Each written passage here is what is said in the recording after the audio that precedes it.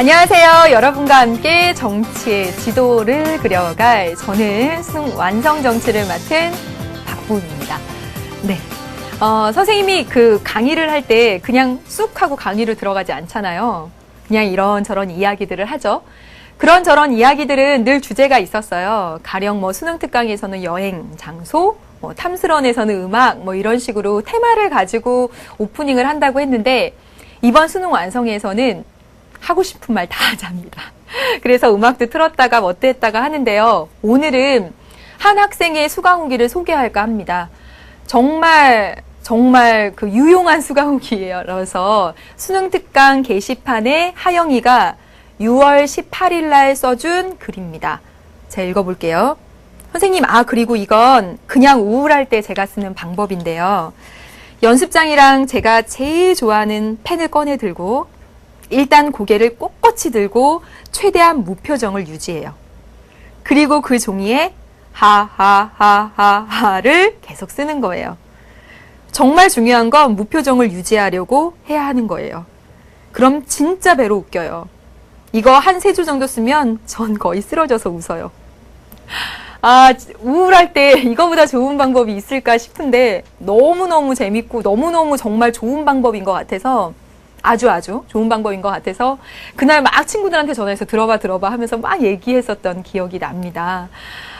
제가 수강 후기에 이렇게 답변을 달 때는 늘 거의 매번 이렇게 진짜 미소를 지으면서 하거든요. 왜냐하면 고맙고 또 반갑고 좋은 글들이 거의 다가 아니라 다니까 너무나 고마운 마음으로 그렇게 웃으면서 쓰는데 이 글 쓸 때는 웃었어요.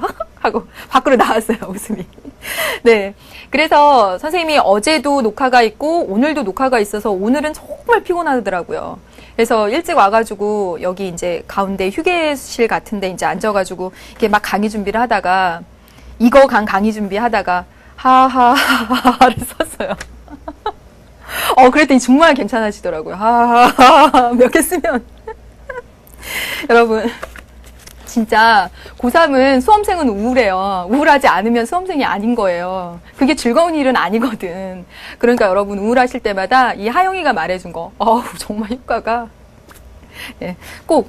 그리고 이 하영이는 그때 이 글을 제가 그래서 너무 이거를 남겨두고 싶어갖고 다 긁어가지고 한글에다 복사를 하니까 무려 4페이지인가? 5페이지가 되더라고요. 그렇게 많이 써준 방법들을 막 써줬어요. 뭐, 다이어리 정리하는 거 막 이런 식으로 막 이렇게 써놨더라고요. 정말 유용해서 저도 복사해서 놨습니다. 제가 이렇게 소개할게요. 여러분, 우울할 때 극복하는 방법이라든가 아니면 이런 재밌는 거 있으면 이렇게 올려주세요. 네. 너무 저한테도 도움이 많이 됐습니다. 오늘. 네. 지금 오늘 이번 시간에는요, 민주정치와 선거로 나가보도록 하겠습니다. 여러분, 이 단원이, 이거 너무 재밌어서. 현대 정치과정과 참여잖아요. 참여의 가장 대표적인 게 선거이기 때문에 선거부터 배우게 된다라고 말씀을 드렸고, 선거가 여러분을 괴롭히기도 하면서 사실은 제일 재밌는 부분이기도 해요. 그래서 우리 교재를 보면 6번째 주제도 선거고 7번째 주제도 선거입니다. 그래서 6번째, 7번째 주제는 2강씩 해서 모두 4강에 걸쳐서 할 겁니다, 여러분. 6강을 2시간에 걸쳐서 7번째 주제를 2시간에 걸쳐서 이렇게 할게요. 그래서 이번 시간부터 다음 시간까지 10강과 11강에 걸쳐서 할 내용, 06 민주정치와 선거 1에 대한 내용 소개, 베이직앤 포인트를 말씀드리도록 하겠습니다. 네. 생각하면 계속 웃어가고 생각 안 해야 되겠어요. 여러분 그거 아세요? 여러분도 공부하면서 딴 생각하듯이 선생님도 이거 하면서 머릿속으로 훅 무슨 생각이 지나갈 때가 있어요. 오늘 하하하 생각만 안 하면 되는데. 그럼 좋은 강의가 될 것 같은데. 자, 보겠습니다. 오늘 이번 시간에 민주정치와 선거 1입니다. 6번째 주제가 되고 민주정치와 선거에 관련해서 선거의 아주 가장 기본적인 것들을 배우게 됩니다. 여러분 보시다시피 선거는 다 포인트입니다. 다 P예요. 다 중요합니다. 사실은 얘도요. 그래서 일단은 선거가 무엇인지가 봐야 되겠죠. 우리 1단원 할 때 국가랑 정치, 민주주의라는 것을 배울 때 그 각각의 것들의 의미를 먼저 살펴봤듯이 그리고 지난 시간까지 해서 정치 과정이 뭔지 그 의미를 살펴봤듯이 마찬가지로 새로운 거 선거가 나왔기 때문에 선거의 의미 그리고 어떤 기능을 가지는지를 먼저 살펴보도록 하겠습니다. 가장 기본적인 것에 해당이 돼요. 그 다음에 민주선거의 4원칙 보도록 하겠습니다. 민주선거의 4원칙은 사례와 함께 정말 많이 시험 문제에 나왔습니다. 사례가 주어지고요. 그 사례 속에서 어떤 선거의 원칙이 위반됐는지 또는 강조됐는지를 묻고 있습니다. 여러분 선생님이 이 수능특강 몇 번 문제랑 같이 있는지 적어놨죠. 수능특강에 있는 문제도 같이 풀어보시길 바라겠고 오늘날 민주선거의 4원칙 플러스 자유선거의 원칙도 이야기되어지고 있습니다. 그래서 이 얘기도 하도록 하겠습니다. 네. 그 다음에 볼 것이 선거구 제도와 대표 결정 방식입니다. 이 두 가지는 굉장히 밀접하게 관련이 되어 있어요. 예. 선거구 제도와 대표 결정 방식이 어떤 선거구를 채택하느냐에 따라서 대표 결정 방식이 달라지거든요. 그래서 여러분 일단 소선거구 제도와 중대 선거구 제도를 보고 각각 선거구 제도의 의미와 장단점 반드시 하나도 빼놓지 않고 다 알아두셔야 됩니다. 여러분 그렇게 얘기해요. 뭐냐면 이렇게 선거 관련해서 선거구제도 장단점, 의미, 대표 결정 방식, 장단점, 의미 다 알았는데도 선거 문제만 나오면 틀려요. 이런 거 다 상관없는 것 같아요. 이렇게 얘기하는데 선거에 관련된 문제는 세트 문제가 많죠. 두 개 짝지어서 나오는데 하나는 제도에 대한 설명을 묻고 세트에서 첫 번째 혹은 두 번째는 제도에 관한 설명을 묻고 두 번째는 그 표를 분석하라라고 되어 있습니다. 분석하라. 그 주어진 표를 분석하라. 라고 되어 있습니다. 따라서 이 제도에 관한 문제를 풀기 위해서는 이 선행 지식들이 없으면 절대로 풀 수가 없습니다. 물론 그 표를 분석하고 그림을 분석하는 데 있어서도 이 지식들이 있어야 되고요. 네. 기본 바탕이 되는 지식들이 있어야 되고요. 그래서 여러분 하나도 빠짐없이 잘 봐두시고 선생님이 자료에 무수히 많은 선거 문제를 다 올려놨습니다. 선생님이 수능특강 심화 강의할 때 그리고 6월 모평대비 특강할 때 그때도 선거 문제 어떻게 풀 것인가에 대해서 1시간씩 혹은 2시간씩 할애를 하면서 말씀을 드렸었는데 그때보다 더 많은 문제를 실어놨습니다. 근데 여러분이 많이 풀어봐야 돼요. 그게 방법입니다. 특히나 표가 주어지고 그 표를 분석해서 이 선거 제도로 했을 때 어떤 결과가 나타날지에 대한 그런 분석과 추론에 대한 문제는 여러분의 연습, 반복 그 방법밖에 없습니다. 사실. 선거 문제 놓치면 여러분 아시다시피 연계돼서 문제들이 쉬워졌다라고 얘기를 하잖아요. 언수회가 뭐 그런 경향이 더 크고 사탐도 근데 여러분이 눈에 띄게 연계가 됐습니다. 그래서 수능 완성 교재 가지고 정말 이제 수능 완성 샅샅이 볼 학생들 되게 많아요. 정말 어느 한 문제 실수하면 그냥 등급이 떨어집니다. 정말 이렇게 등급이 나눠버립니다. 선거 문제 포기하고 1등급은 바랄 수도 없습니다. 선거 문제 2개, 많으면 3개까지입니다. 놓치면 절대로 안 돼요. 그리고 한번 파보세요. 내가 막 이를 악물고 했을 때 또 성취하는 그런 성취감도 있어요. 네. 그 다음에 선거구 제도와 밀접하게 짝을 지은 대표 결정 방식, 다수대표제, 소수대표제, 비례대표제, 직능대표제 있고요. 직능대표제 P라고 되어 있는데 거의 직능대표제는 출제된 적은 거의 없습니다. 그냥 보기에서 몇 마디 서술로 이렇게 나왔을 뿐인데요. 다수, 소수, 비례대표제, 그리고 요즘 나오는 것이 결선, 선호투표제입니다. 다 알아두셔야 되죠. 자, 오늘 공부할 내용 보겠습니다. 공부할 내용, 뼈대를 세워야지 오늘부터 선거에 들어가는구나. 선거 4강에 걸쳐서 하는구나.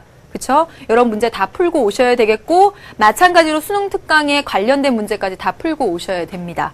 네, 여러분 공부할 내용, 선거의 의미, 어떤 기능 가졌지? 선거에 대해서 먼저, 선거구 제도, 그리고 대표 결정 방식입니다. 3가지예요. 이번 시간, 다음 시간에 걸쳐서 할 것. 선거 관련해서는 선거의 의미는 뭔지, 기능은 뭔지, 민주선거의 4원칙 굉장히 중요하다라고 말씀드렸어요. 선거구 제도 2가지 있죠. 장단점, 그리고 대표 결정 방식 4가지 있습니다. 예, 플러스 결선 선호투표제까지 공부할 내용들 이게 딱딱딱 짝 맞춰 놓으시고 어떤 집으로 들어가야 될지 머릿속에 이렇게 되고 있는 거 맞죠? 네. 그러면 이제 보겠습니다. 선거의 의미와 기능부터 보도록 하겠습니다. 네. 선거의 의미와 기능. 지금 보시면 선거의 의미 굉장히 쉽죠. 선거는 대표자를 뽑는 행위를 선거라고 합니다. 그럼 여러분 투표는요? 뽑는 방식을 이야기하는 거예요. 예, 그렇죠? 표에다 적어서 던지는 거. 뽑는 방식을 이야기하는 거고요. 선거 자체는 우리의 대표자를 뽑는 거. 반장 선거고요. 학생회장 선거입니다. 대표자 뽑는 걸 선거라고 하고요. 이 선거의 기능이기도 합니다. 의미면서 기능, 제일 큰 기능은 대표자를 선출한다는 게 또 그게 기능이기도 해요. 네, 의미면서 가장 큰 기능. 그 밖에 어떤 기능이 있냐면 정치 권력의 정당성을 부여합니다. 선거 과정을 통해서 선출된 정치 권력만이 국민의 동의와 지지를 거쳤다고 보여지기 때문에 선거라는 것이 정당성을 부여하는 그런 기능을 합니다.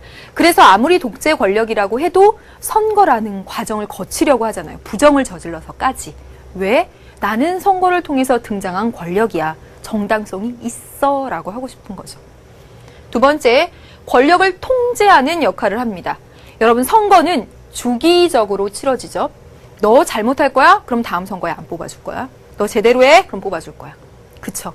정치 권력을 통제합니다. 왜? 교체하고 잘못했으면 심판하는 그 과정을 선거를 통해 하게 됨으로써 정치 권력을 통제하는. 제대로 해? 그래야 뽑아줄 거야. 제대로 해? 이렇게.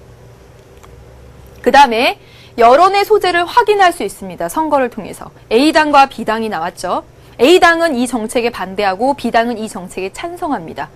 선거를 통해서 A당이 많이 뽑히면 국민의 여론이 그 정책에 대해서 반대하는 여론이 많구나라는 그런 여론 소재 확인, 여론이 어디에 있는지를 확인할 수 있습니다.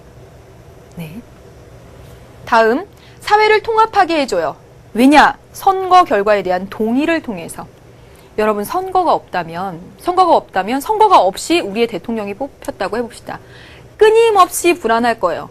저 사람 왜 대통령이 된 거야? 누가 뽑아줬어? 왜? 나는 그런 적 없는데? 계속 갈등, 그리고 그 권력에 대한 저항, 이런 것들이 있겠죠. 그렇지만 내가 그 사람에 대해서 반대했다고 하더라도 선거 결과로서 그 사람이 대통령이 되면 우리는 승복합니다. 국민 대다수가 뽑았으니까. 그리고 사회 통합, 그 결과에 대한 동의로서 사회가 안정적으로 된다라는 것이죠. 되셨죠? 그래서 선거의 기능 보았습니다. 대표자 선출 기능, 그리고 정치 권력의 정당성 주고 정치 권력을 통제하는. 여기 세 가지 기능이 가장 중요합니다. 그리고 실제로 이 선거의 기능과 관련해서는 지문이 주어지고요. 여기서 추론할 수 있는 선거의 기능은 하고 문제로 출제되기도 합니다. 그러니까 그런 문제 몇 개 풀어보시면서 이렇게 나오는구나 이렇게 보시면 됩니다.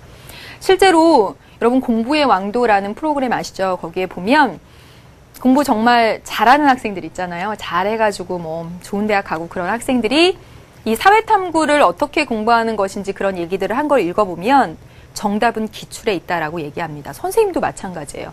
선생님도 기출 분석을 매해 하는 것 같아요. 매해 하고 그러면서 어디까지 가냐면요.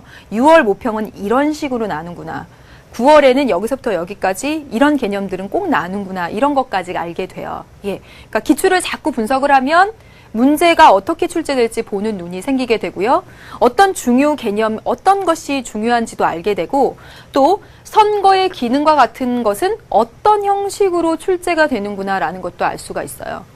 학생들이 정말 열심히 공부하고 56강 다 들었는데 시험만 보면 잘 못 봐요 하는 학생들은 개념이 정말 탄탄하게 했다는 전제하에서 기출을 무수히 많이 반복해 보는 겁니다. 근데 무수히 많이 반복해서 볼 때 2012학년도 6월 문제 처음부터 끝까지 이렇게 하는 것보다는 같은 주제끼리 모으는 게 중요해요. 근데 학생들이 그 모으는 걸 하기가 어렵죠. 그래서 선생님이 선거의 기능은 기능끼리 모아놓고 참여는 참여끼리 모아놓고 참여 중에서도 무관심은 무관심끼리 모아놓고 정치과정의 참여자는 참여자끼리 이렇게 모았습니다. 그래서 이것들이 중요하고 이것들은 이런 형식으로 출제되는구나. 여러분이 느끼셔야 합니다. 그럼 볼까요? 그 다음 보겠습니다.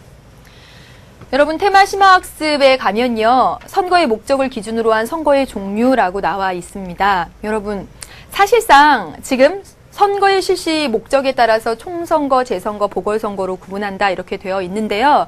사실 이걸 가지고 시험 문제에 나진 않을 겁니다. 예? 총선거냐, 이게 재선거냐, 재선거랑 보궐선거를 분류해라, 이렇게 나지는 않을 거예요. 그렇지만 심화학습에 나와 있고, 그리고 어떻게 변형될지 또 모르는 것이기 때문에, 또 하나는 우리가 정말 일반적으로 많이 쓰잖아요. 내년에 총선이 있습니다. 내년에 총선이 있어요. 그 총선입니다. 그리고 매해 재보궐선거가 있습니다. 우리 옆에 있잖아요. 옆에 있는 얘기들이니까 읽어보고 갑시다. 먼저 총선거는 대표기구의 구성원인 국회의원의 임기가 끝났을 때 구성원 전원을 개선하기 위한 선거이다. 총선거는 의원의 임기가 만료되었을 때 실시하는 선거이기 때문에 의원의 임기와 선거제도가 밀접하게 관련이 있다. 임기가 끝났을 때 한꺼번에 구성원 전체를 교체하는 선거, 그게 총선입니다. 내년에 그 선거가 있고요. 우리나라 4년에 한 번씩 있습니다. 내년은 정말 선거 열풍으로 끝까지 갈 해입니다. 네, 4월 달에 국회의원 선거, 총선, 11월 달에 대통령 선거. 대선과 총선이 만나는. 네, 보겠습니다. 그 다음에 볼게요. 한편 총선거가 실시되고 나서 불가피한 사유로 당선자가 없게 되었을 때 다시 실시하는 선거가 재선거입니다. 그래서 이 재자가 다시 실시하는 선거예요. 그래서 불가피한 사유란 당선이 무효로 되거나 해당 선거구에 후보자가 없거나 당선인이 임기 개시 전에 사퇴하거나, 지금 재선거와 지금 뒤에 보면 보궐선거를 구분할 텐데 이제 여러 가지 이야기들이 붙을 수 있지만 여러분들 어떻게 생각하시면 되냐면 임기 개시 전에 당선자가 없거나, 예, 임기 개시 전에 당선자가 없으면 다시 치러야지. 이제 다시 치러야죠. 그래서 재선거입니다. 근데 보궐선거는요, 임기 시작하고 있어. 그런데 그 가운데 없어졌어요. 그러면 보충해야죠. 그래서 보궐선거입니다. 이거 잘 구분이 안 된다고요? 제가 수능 특강 강의에서 그림 그려가면서 이야기했고요. 시험에 나오고 안 나오고를 떠나서 그래도 용어 정리해 놓으시면 좋을 것 같습니다. 그 다음에 다음으로 넘겨주세요. 마지막으로 보궐선거는요, 대통령, 국회의원, 지방의회 의원 및 지방자치단체장 등의 선거로 선출된 당선자들이 임기가 시작됐는데 임기 개시 이후에 결혼이 발생하였을 때 이를 보충하는 겁니다. 그래서 이 보궐선거할 때 이 보자가 보충 수업하다 할 때 보자랑 똑같아요. 이런 선거입니다. 그래서요, 이렇게 나와 있어요. 근데 보궐선거는 이 문제는 조금 보면 좋겠네요. 선거구제와 관련해서. 근데 이 보궐선거는요, 소선거구제를 채택하는 경우에는 그래요, 없어진 결혼을 보충하는 방법으로서 별 문제가 없어요. 소선거구제는 여러분 알다시피 1등한 단 한 명을 뽑는 건데 그 단 한 명이 결혼이 됐어요. 그러면 다시 뽑는 거죠. 그렇죠? 그래서 결혼을 보충하는 보궐선거를 합니다. 그런데 중대선거구제에서는 보궐선거의 원인을 제공한 전임 의원이 선거구 내에서 소수 의사를 대표하는 인물이었다면 이게 문제가 생긴다는 거예요. 자, 보세요, 여러분. 중대선거구제는 2명 이상을 뽑는 거죠. 1등, 2등, 1등, 2등, 3등, 4등, 1등, 2등, 3등, 4등, 5등 이렇게 될 수 있는 게 중대선거구제죠. 그럼 보세요. 이 선거구에 5명의 의원이 있어야 돼요. 임기 시작했습니다. 근데 5등으로 당선된 아주 작은 정당의 사람이 어떤 이유로 해서 임기 개시 후에 이 사람이 빠지게 됐어요. 작은 정당의 이익을 대변하던 사람이.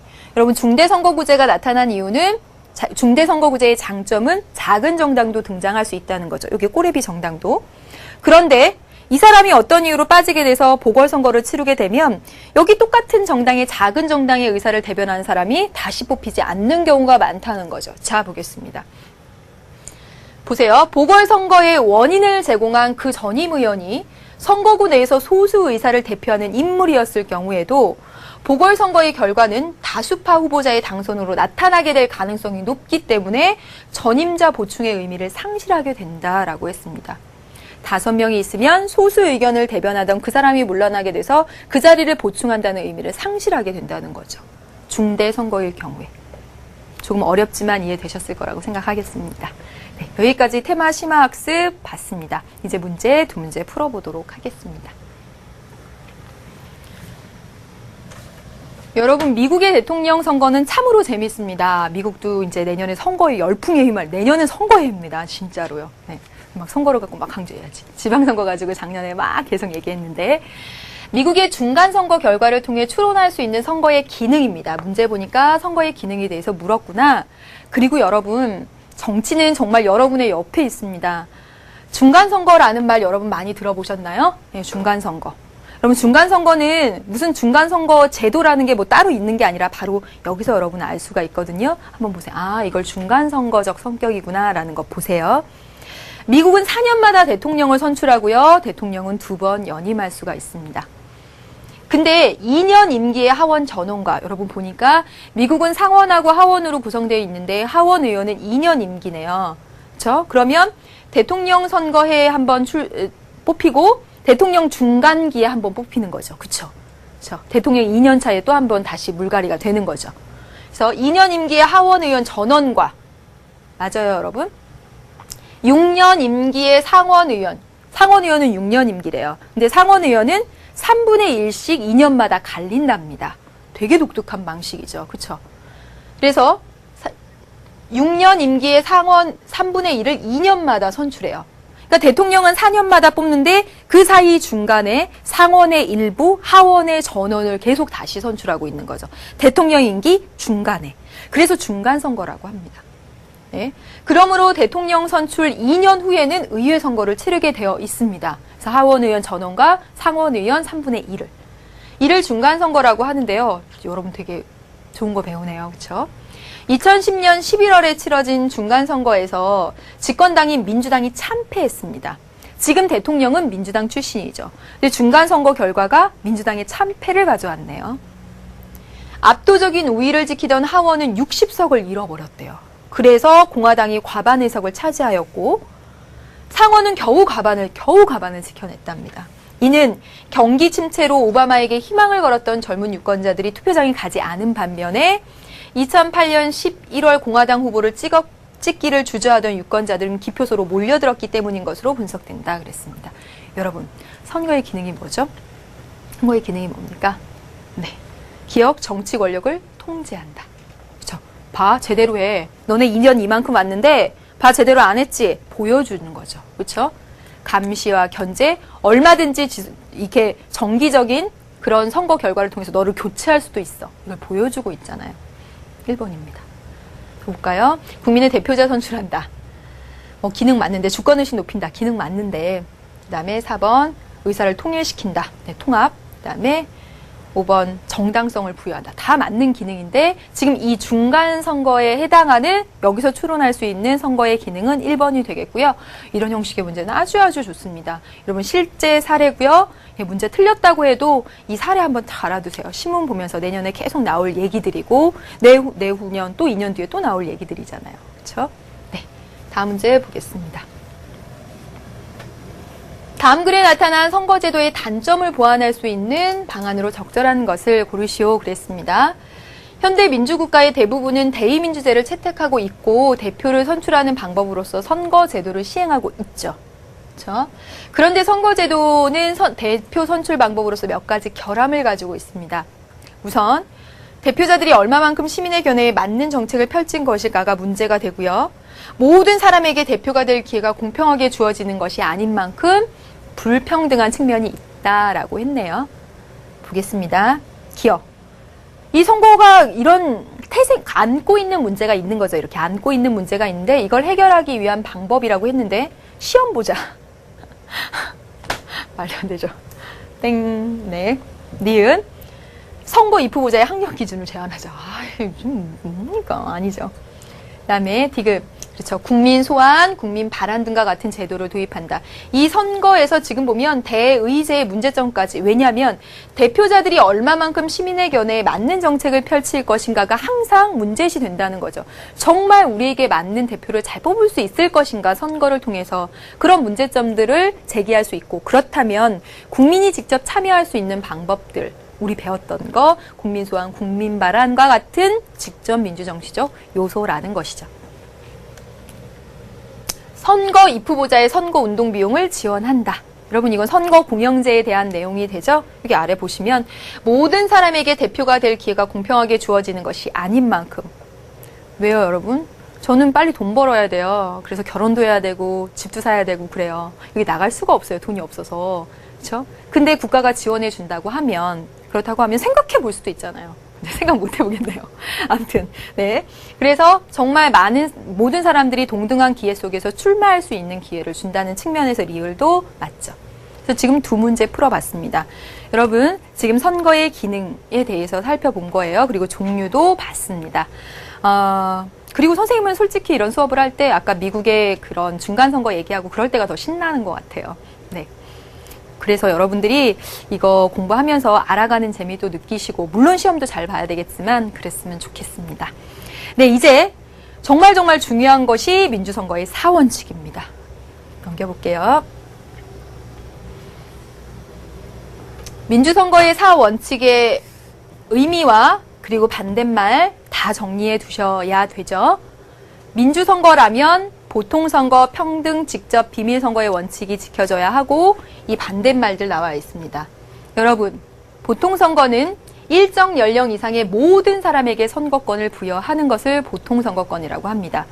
민주주의에서는 보통선거권이 없으면 말도 안 되는 거예요. 여러분, 민주주의, 국민주권, 그쵸? 국민주권, 국민이 주권을 가졌으면 국민이 스스로 통치해야 되는데 현실적으로 국민이 직접 할 수 없으니까 대의제하고 있죠. 생각나십니까, 여러분?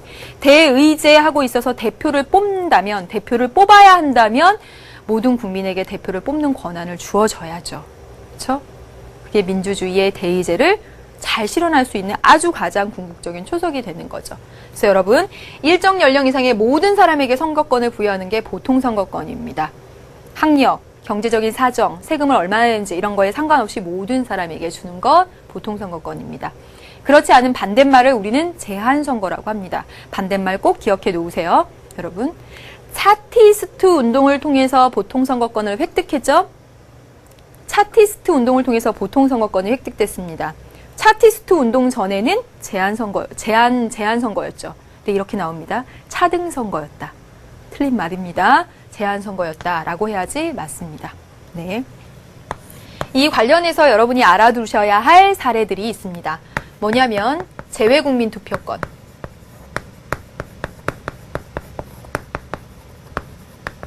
꼭 알아두셔야 됩니다. 여러분, 재외국민은 외국에 있는 우리나라 국민입니다. 국민이죠. 지금 보통선거의 원칙의 의미를 보면 일정 연령 이상의 모든 국민이 선거권을 가진다라고 분명 그랬는데 외국에 있는 국민은 선거권을 가지지 못했어요. 그동안. 외국에 있다고 해서. 우리나라 국적을 가졌는데. 그래서 이제부터 제외 국민한테 투표권을 주게 되었습니다. 내년 선거부터요. 네. 그래서 여러분, 이 재외국민 투표권 제도를 도입한 건 여러 가지 이유가 있겠지만 여러분, 재외국민 투표권을 통해서 달성할 수 있는 건 바로 보통선거의 원칙의 실현이라고 말할 수 있겠죠. 그렇죠? 그동안 굉장히 많이 나왔던 사례는 부재자 투표 같은 것이었습니다. 부재자 투표는 현재 주민등록지에 없는 사람들, 학생, 군인 이런 사람들한테 투표권을 행사할 수 있게 하는 것, 그거 모든 사람에게 선거권을 부여한다는 보통선거의 원칙을 실현하기 위해서였죠. 이제 이런 사례를 하나 더 알아두시길 바랍니다. 재외국민 투표권이에요. 네. 그 다음에 평등선거입니다. 평등선거는 선거구 획정과도 굉장히 밀접한 관련이 있는데 모든 유권자의 한 표 가치의 동일성을 실현하는 걸 평등선거라고 합니다. 다시 말하면 동일한 숫자의 투표권을 주는 겁니다. 모든 사람에게. 학력, 경제력, 뭐 막 따질 것 없이 모든 사람에게 동일한. 그래서 1인 1표의 원칙에서 나아가서 투표 가치의 평등까지 나아갑니다.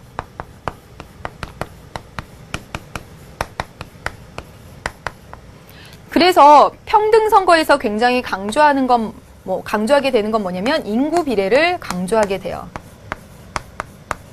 우리 이제 선거구 획정할 때도 이야기하게 되겠지만, 자, 보세요. 여기 100명이 살고 있는 지역과 여기 1000명이 살고 있는 지역이 있습니다. 이 각각에서 한 명의 대표를 뽑아요. 예. 한 명의 대표를 뽑는다라고 해봅시다. 한 표 가치가 다르죠. 어렵나요? 자, 보세요. 여러분, 사과가 100개 있어요. 100개 가운데 1개와 1000개 있어요. 1000개 가운데 1개. 어떤 게 더 가치 있어? 좀 작을 때 하나가 가치 있는 거죠. 숫자가 많아지는데 하나는 가치가 없는 거죠. 그렇죠? 여러분, 투표 가치가 달라집니다. 인구 비례가 안 맞으면. 100명 중에 한 표와 1000명 중에 하나, 사과 여기에 100개 중에 하나와 1000개 중에 하나, 어디에 가치가 훨씬 더 높냐면 여기에 가치가 높습니다. 다시 말하면 인구가 적은 데는 과대 평가가 되고, 과대 대표가 되고, 인구가 많은 데는 과소 대표가 된다라는 제가 있죠. 그래서 이렇게 된 경우에 인구 비례가 안 맞을 경우에는 투표 가치에서 평등을 실현할 수 없게 됩니다. 그래서 평등 선거를 강조할 때, 선거구를 나눌 때 인구 비례를 정확히 신경을 쓰자라는 이야기들이 나옵니다. 인구 비례를 좀 맞춰가는 것. 그래서 여기 봤습니다. 그래서 인구가 적었을 때 한 명의 대표를 뽑는 그 한 표의 가치는 과대대표되고 있고, 여기에서 한 표의 가치는 큰 반면 여기는 작다라는 것 알아두시면 되겠습니다. 그리고 직접 선거는요, 선거권자가 직접 투표 장소에 나가서 투표하는 거, 직접 나가서 하는 거 직접 선거고, 그 다음에 비밀 선거는요, 투표 내용을 타인이 알 수 없게 하는 거 비밀 선거입니다. 그럼 비밀 선거가 뭐가 중요해요? 이렇게 얘기할 것 같은데, 여러분, 비밀 선거를 하게 하는 원칙이 민주선거의 4원칙에 들어가는 이유는, 비밀 선거하게 함으로써 어떤 투표를 한 표를 돈으로 사는 매수, 유혹, 그다음에 협박 이런 것에서 벗어날 수 있게 하기 위해서 비밀 선거하도록 하고 있습니다. 그게 민주선거의 원칙이에요. 또 하나 하면 자유선거의 원칙입니다. 투표를 하는 투표 의사 형성의 자유, 선거운동의 자유, 그런 것까지 포함하는 오늘날은 자유선거의 원칙까지 넣어서 5대 원칙이다라고 이야기하기도 합니다. 네.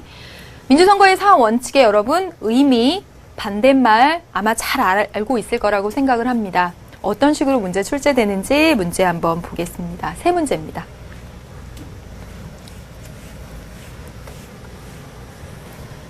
헌법재판소가 다음과 같이 결정을 내린 이유와 밀접한 관련이 있는 선거의 원칙은 했습니다. 16대 국회의원 선거구 획정에 대해서 헌법재판소가 헌법에 합치하지 않는다는 결정을 내렸다. 헌법 불합치 결정이죠, 여러분. 헌법 불합치 결정이 의미하는 바가 뭔지 아시죠? 모른다고요. 아시죠? 네. 헌법재판소로 다시 가세요, 스특. 네. 아니면 수능완성에서 다시 기다려주세요. 16대 국회의원의 경우 경기도 의정부의 선거구의 유권자 수는 34만 명. 서울 송파 을 선거구의 유권자 수는 34만 명 역시. 그런데 칠곡 선거구는 9만 명. 고령 성주 선거구는 9만 명으로 최대 선거구와 최소 선거구의 인구 편차가 무려 4대 1 가까이 벌어졌다라는 겁니다. 예. 여기는 34만에 한 표고 여기는 9만에 한 표입니다. 투표 가치가 다르죠. 투표 가치가 다릅니다. 어떤 선거 원칙? 평등 선거 원칙 위반이죠. 그렇죠? 지금 보시면요. 지금 서울 송파 을이나 의정부는 어떻게 돼 있습니까? 소 대표 된 거죠. 그렇죠? 많은 데서 한 표니까 가치가 떨어지는 거죠. 그리고 칠곡 고령 성주는 과대 대표 된 겁니다. 그런데 여러분, 실제로 여기는 좀 문제가, 그 인구 대표만 나눠서 그러면 송파 을에서 4명 뽑고 경기도 의정부에서 4명 뽑고 여기는 1명씩 뽑는다. 이렇게 갈 수는 없습니다. 왜냐하면 선거구를 나눌 때는 미리 말씀드리지만 인구 비례뿐만 아니라 뭐도 강조되기 때문에 지역 대표성도 중요하기 때문에 여러분 보세요. 지금 헌법재판소가 그래 이건 평등선거 원칙 위반이야. 한 표 가치가 다르잖아. 한 표 가치 동일하게 해. 그래서 송파을에서 4명, 경기의정부에서 4명, 여기 1명 이렇게 해봅시다. 경기의정부와 송파는 도시지역의 의사를 대변합니다. 무려 8명이. 근데 농촌은 여전히 2명입니다. 지역 대표성에서 농촌 지역이 손해를 보고 있는 것이죠. 그쵸? 그래서 선거구를 획정할 때는 인구 비례도 어느 정도 맞추면서 지역 대표성도 고려해야 합니다. 그래서 어느 정도의 인구 편차까지 용인하는 그 범위가 있어요. 예. 아무튼지 간에 여러분 미리 했습니다. 선거구를 나눌 때는 인구 비례를 맞춰서 평등선거 원칙에 침해되지 않게 하면서 동시에 지역 대표성도 고려해야 된다는 사실까지 알아두셔야 되겠습니다. 네. 다음 보겠습니다. 넘겨주시면 다음 내용을 토대로 바르게 진술한 학생을 보기에서 고른 것은 그랬습니다. 가, 19세 이상의 국민은 대통령 및 국회의원 선거권이 있다. 19세 이상, 일정 연령 이상의 모든 국민이 선거권을 가지고 있네요. 그 다음에 정당이 비례대표 국회의원 선거 및 비례대표 지방의회 의원 선거의 후보자를 추천할 때는 여러분 이 내용도 현실과 너무 밀접하게 관련이 있어요. 시험 문제를 떠나서. 자 보세요. 비례대표 국회의원 선거, 비례대표 지방의회 선거의 후보자를 추천할 때는 그 후보자 중에 100분의 50, 다시 말하면 반은 여자여야 한대요. 여자여야 한답니다. 그쵸? 그 후보자 명부의 순위에 여러분 이것도요. 매 홀수, 선생님이 강의에서도 했습니다. 홀수 번호를 여자한테 준답니다. 비례대표에서 한 명이 뽑히면 그 한 명은 홀수 여자, 1번이니까. 두 명이 뽑히면 한 명 여자, 한 명 남자. 적어도 한 명 여자 오죠? 세 명이 뽑히면 1, 2, 3번 하는데 홀수 여자니까 여자 2명, 남자 1명. 즉, 현재 국민의 대표 기관에 여자가 별로 없기 때문에 여성의 참여, 그리고 여성의 정치적 능력, 영향력 이런 거를 높이기 위해서 이런 제도들을 두고 있는 겁니다. 네. 넘겨볼까요? 국가와 지방자치단체는 장애인의 선거권을 행사하는데 불편함이 없도록 편의시설, 설비의 설치, 선거권 행사에 관해서 홍보하며 선거용 보조기구 개발, 보급에 필요한 조치 등을 강구하여야 한다. 정말 저는 그 대단한 것도 봤습니다. 정말 섬에서 투표하러 나오세요. 근데 우리 젊은 사람들 안 하잖아요. 섬에서 나올 때 선거관리위원회 가서 배 타고 나오는 거 도와서 봉고차 타고 기다려서 투표소까지 가고 모셔다 드리고 막 이렇습니다. 예, 소중한 한 표이기 때문에. 그럼 보세요. 가는 평등선거의 원칙이 잘 나타나 있다. 여러분, 가에서는 19세 이상의 모든, 일정 연령 이상의 모든, 평등이 아니라 보통이죠. 틀렸습니다. 나는 여성을 반수로 하고 여성에게 홀수를 주는 이유는 남성의 피선거권을 제한하려고. 피선거권은 출마할 수 있는 권리죠. 내가 공직선거에 나갈 수 있는 권리죠. 남자 못 나가게 하려고 그러는 거예요? 아니죠. 사회적 약자인 여성 배려하는 거죠. 실질적 평등을 구현하기 위해서. 아닙니다. 다는 그렇죠. 소수자 보호라는 민주주의의 이념 반영하고 있는 거죠. 실질적 평등이라는 평등의 이념. 맞네요. 정은 나다는 실질적인 참정권 보장을 목적으로 하고 있죠. 여성이라는 약자, 그 다음에 장애인이라는 약자. 그렇죠. 네, 그 다음에 보겠습니다. 다음과 같은 제도의 도입을 찬성하는 사람들이 전제하는 것으로 가장 적절한 것은 해서요. 여러분, 강제투표가 나왔습니다. 여기. 네, 강제투표. 그러니까 자유선거의 원칙을 말씀드렸죠. 예, 자유선거의 원칙을 강조하면 강제투표의 원칙은 반대하게 되겠죠. 강제투표란 선거권의 행사를 의무화시켜서 정당한 이유 없이 기권하는 사람에 대해서 법률적 제재를 가하여 강제적으로 투표하게 하는 제도입니다. 예를 들어서 이집트의 경우는 20파운드, 브라질은 최저임금의 10%의 벌금형에 처하며, 그다음에 멕시코의 경우는 벌금과 함께 1년 동안 은행 거래 중지. 와, 대단한 거죠, 그렇죠? 오스트리아의 경우는 3,000실링의 벌금과 2주 이내 구류형. 감옥까지 가요. 예, 그런 정도까지 아주 강력하죠. 그럼 보겠습니다. 1번. 유권자의 의사는 자유롭게 반영되어야 한다. 여러분 보세요. 강제투표의 도입을 찬성하는 사람들입니다. 강제투표하자라는 사람이 자유롭게 반영돼야 돼. 이렇게 얘기 안 하겠죠. 그렇죠? 반대하는 사람의 의견이 되겠습니다. 2번. 투표율이 높아야 공정한 선거가 이루어진다. 여러분. 투표율이 높으면 공정한 선거고 투표율이 낮으면 공정하지 못한 선거인가요? 우리 지금 총선의 투표율은 계속 떨어지고 있습니다. 그러면 투표율이 떨어졌던 지난번 총선은 막 공정하지 못한 선거였나요? 그건 아니죠. 공정한 선거 관리와 투표율은 별개인 거죠, 여러분. 아닙니다. 3번, 다수의 견해가 언제나 합리적인 것은 아니다. 이건 반대하는 사람들의 얘기겠죠. 모두 다 참여시킨다고 해서 좋은 것은 아니야. 왜 강제로 그래? 라는 반대하는 사람들의 이야기겠죠. 4번. 투표율이 높아질수록 정치적 갈등이 해소될까요? 투표율이 높아지면 갈등이 해소돼요? 그럼 예전에 투표율이 높았던 시기에는 정치적 갈등이 없었어요? 지금은 정말 많고요? 아니죠. 그렇죠? 정답은 5번이 되겠네요. 이 도입을 찬성하는 사람은 많은 유권자들이 투표에 참여할수록 대표성이 높아지니까 투표 참여율이 낮으면 그 한 30%가 투표해서 그 가운데 찬성한 사람들이 되면 대표성이 낮지 않냐라고 주장할 수 있겠죠? 5번이 정답이 되겠습니다. 지금 연달아 본 1번하고 4번 문제는 쭉 뛰어넘어서 여러분 60페이지 1번과 4번입니다. 여러분 관련된 문제를 모아서 그렇게 된 거예요. 60페이지로 쭉 넘어서 봤습니다. 이제 다음으로 넘겨보겠습니다. 이제 선거구 제도를 왔죠, 여러분. 선거구 제도의 의미 그리고 특징 모두 다 잘 알아두셔야 되겠습니다. 네, 자 보세요. 지금 소선거구 제도 그리고 중대선거구 제도 있는데 여러분 소선거구 제도는 선거구가 작고 중대선거구 제도는 선거구가 크다 이렇게 정의하시면 안 된다는 거 잘 아시죠? 소선거구 제도는 한 선거구에 한 명을 뽑는 거죠. 지금 4개 선거구가 있고 하나 4명의 대표를 뽑으면 이게 소선거구 제도입니다. 한 선거구에서 한 명의 대표를 뽑으면 소선거구 제도죠. 그럼 중선거구 제도 그림을 그려볼까? 예, 선거구가 2개입니다. 그리고 각각의 선거구에서 2명씩을 뽑습니다. 자, 2개 선거구에서 4명을 뽑으면 맞죠? 다 해서 4명. 1개 선거구에서 2명을 뽑게 되는 거죠.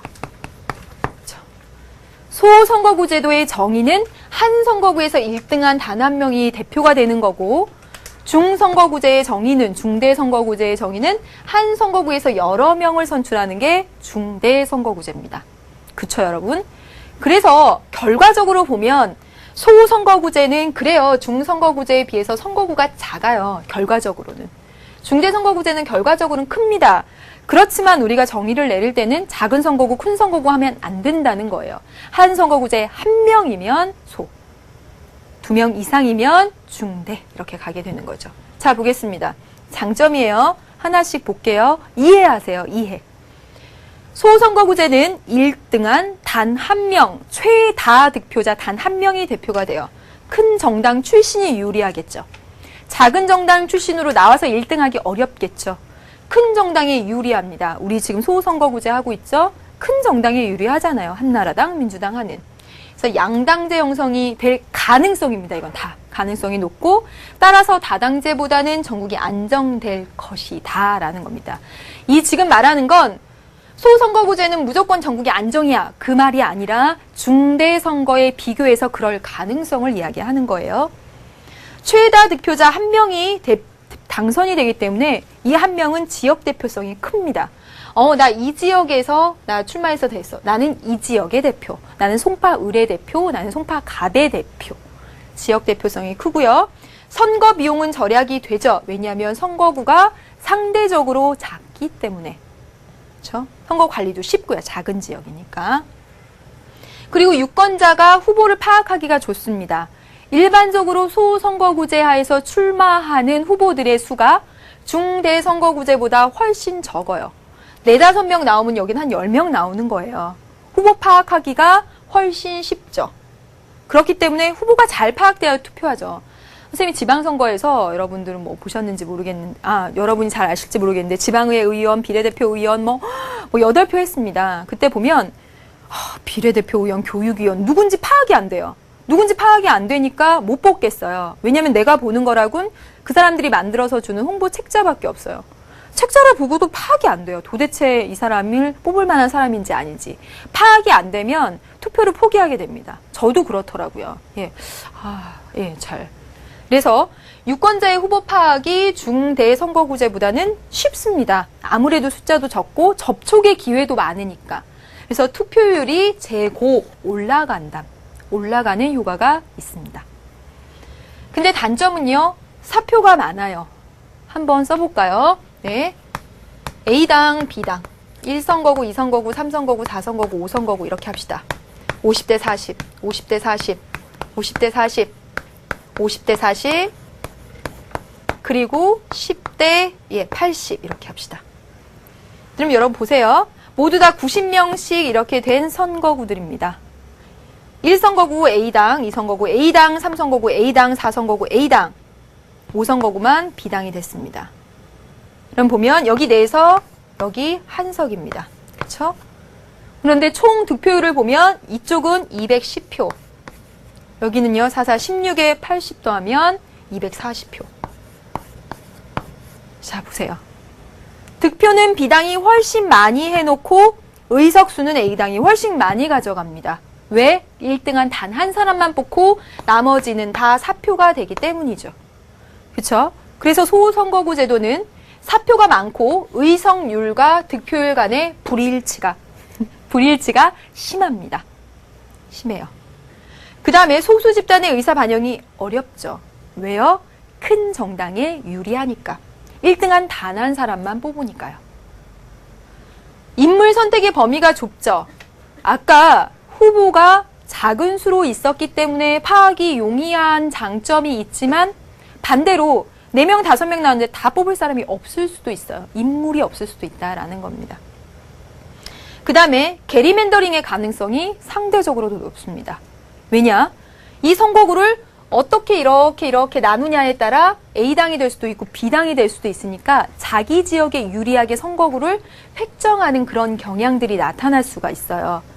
여기서는 1등, 2등, 3등, 4등이 뽑히기 때문에 게리맨더링을 할 여지가 이 소선거구제보다 적죠. 근데 여기서는 어떤 모양으로 선거구를 하느냐에 따라서 1등으로 당선될 수도 있고 아닐 수도 있기 때문에 게리맨더링의 가능성이 높습니다.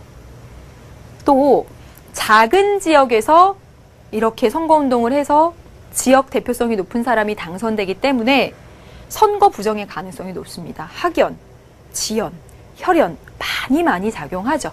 그래서 그런 문제점들이 있다라는 겁니다. 그래서 여러분 지금 소선거구제의 장단점을 살펴보았습니다. 네, 다음으로 넘겨주세요. 이제 중대선거구제입니다. 여러분 반대로 생각하시면 돼요. 반대로. 사표 발생 줄어들겠죠. 그렇죠? 2등, 3등도 뽑히니까 작은 정당 2등, 3등, 4등으로 등장하면 되겠죠. 다양한 인물 반영되고 후보자 많으니까 인물 선택의 범위 넓습니다. 단점은 여러 정당이 2등, 3등, 4등으로 작은 정당이 나타나니까 다당제 촉진, 다당제가 양당제에 비해서 전국 불안정 요인이 더 크죠. 그 다음에 여러분 기억할 거, 선거구 내에서 한 표 가치의 차등 문제가 발생합니다. 1등, 2등, 3등, 4등, 5등까지 뽑히면 1등은 100표 얻고 뽑히는데 5등은 20표 얻고 뽑혀요. 당선자 간의 투표 가치의 차등 문제가 발생을 하죠. 기억을 하세요. 선거구가 넓고 후보자가 많고 선거 비용이 증가합니다. 후보자 난립으로 선택하기가 곤란해요. 아까 말씀드렸죠. 여러 명의 후보자가 있는데 파악이 안 돼. 그러면 아예 투표장에 안 간다라는 이야기입니다. 여기까지 봤습니다. 선거구 제도까지 봤습니다. 다음 시간에 이제 이렇게 이어서 할 텐데요. 여러분이 한 번 했다는 전제하에 선생님은 정리를 한 겁니다. 그리고 또 한 가지 말씀드리면 정부 형태, 의원 내각제, 대통령제 구분하는 것이든 앞으로 양당제, 다당제 구분하는 것이든 소선거구제, 중대선거구제 비교하는 것이든지 간에 단수 남기는 절대로 안 됩니다. 그 의미를 가지시고 소선거구제의 의미 이거지, 중대선거구제의 의미 이거지, 의미를 갖고 나서 그 의미에서 이렇게 장단점을 추론하십시오. 그래서 이해하십시오. 절대로 서술하라고 안 나오죠, 수능에서는요.